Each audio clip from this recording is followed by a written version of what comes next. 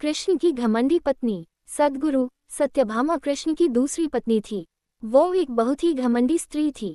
उसका ये मानना था कि वो सबसे सुंदर और सबसे अमीर स्त्री थी क्योंकि उसके पिता एक बहुत ही धनवान व्यक्ति थे।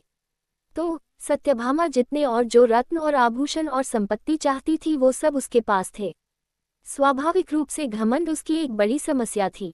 एक बार कृष्ण के जन्मदिवस के अवसर पर सत्यभामा ने सोचा कि वो सबको दिखाएगी कि वो कृष्ण को कितना प्यार करती थी।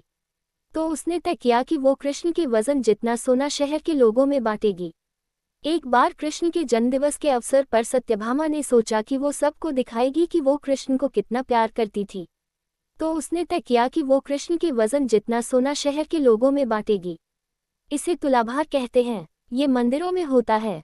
लोग एक बड़ी तराजू में अपने वजन के बराबर का मक्खन, घी या चावल या कुछ और रखकर वो चीज़ लोगों में बांटते हैं। चावल, नमक, दाल या सोना या वो कुछ भी आप दे सकते हैं जो देना चाहें। ये प्राचीन परंपरा हमारी संस्कृति का एक हिस्सा है। सत्यभामा ने तुलाभार की व्यवस्था की।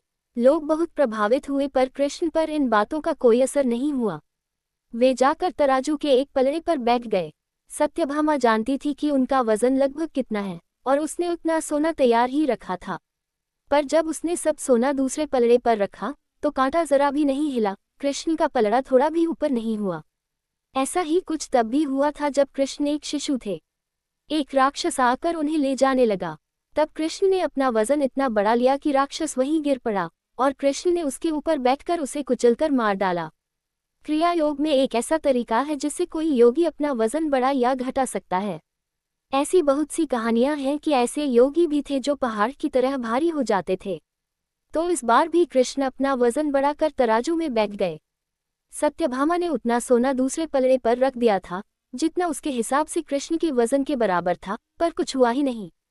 तब तक शहर के सभी लोग ये घटना देखने के लिए आ गए थे।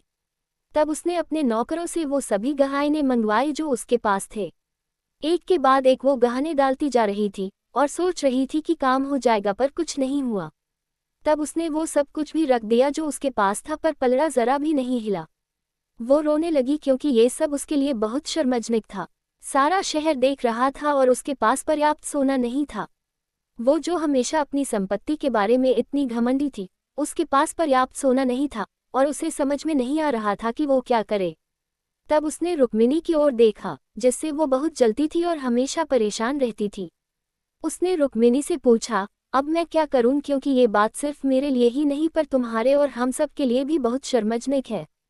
मैं क्या करूं? तब रुक्मिणी बाहर गई और तुलसी के पौधे के 3 पत्ते उठा लाई। जैसे ही तुलसी के वे पत्ते उसने तराजू के दूसरे पलड़े पर रखे, कृष्ण का पलड़ा तुरंत ही ऊपर आ गया।